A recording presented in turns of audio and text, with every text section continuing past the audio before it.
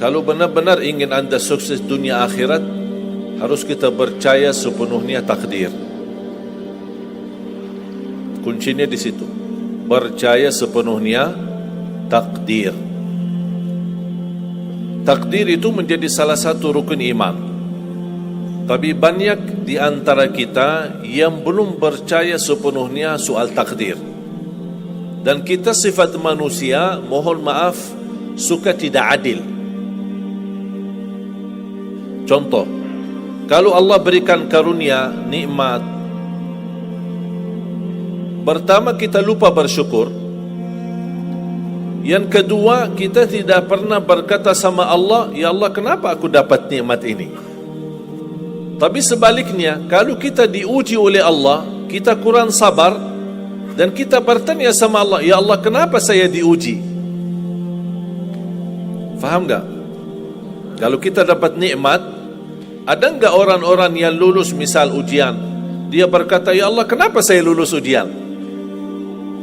Tak pernah. Tapi kalau dia tidak lulus, dia bilang apa? Ya Allah, kenapa saya tidak lulus? Ketika ditimpa musibah, dia selalu merasa nyesal atau merasa sakit hati, tersinggung, berkata sama Allah, kenapa saya diuji padahal saya orang baik, saya jaga salat, saya berusaha mendekat sama Allah, tapi saya merasa bertambah berat ujiannya. Tapi sebaliknya, ketika diberikan nikmat, dia tidak pernah menyebutkan, ya Allah, kenapa saya mendapatkan nikmat ini? Kayaknya si fulan lebih fantas mendapatkan nikmat. Itu tanda manusia tidak adil, tidak bersikap adil. Makanya subhanallah, semakin anda mantap imannya terhadap takdir, semakin hidupmu jadi nikmat. Saya kasih contoh. Tidak ada persoalan masalah takdir baik. Itu bukan masalah bagi kita. Justru kita bertambah senang kalau kita mendapatkan takdir yang baik. Tapi yang menjadi persoalan bermasalah bagi kita adalah takdir buruk.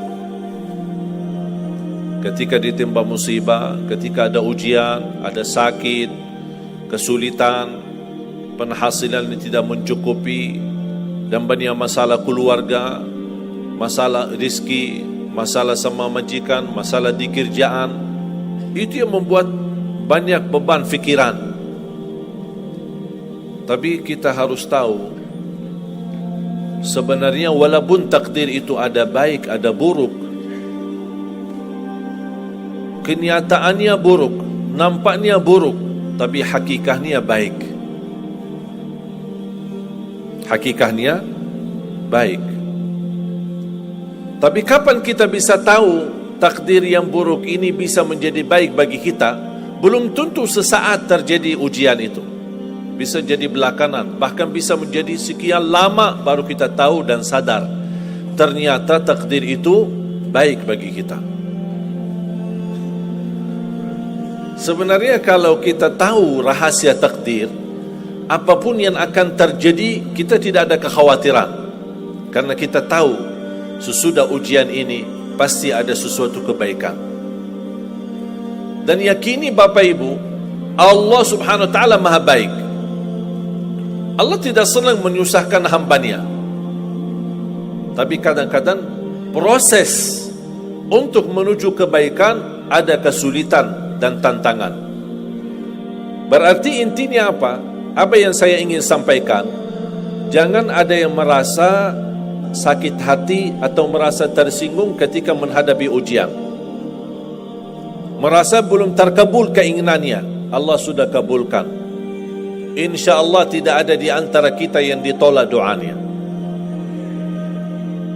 Cuman kita mohon maaf kadang-kadang buru-buru, ingin selalu semuanya cepat. Kadang-kadang kalau terlalu cepat apa yang kita inginkan kita dapat, itu bahaya juga. Makanya jemaah sekalian, kunci anda sukses dunia akhirat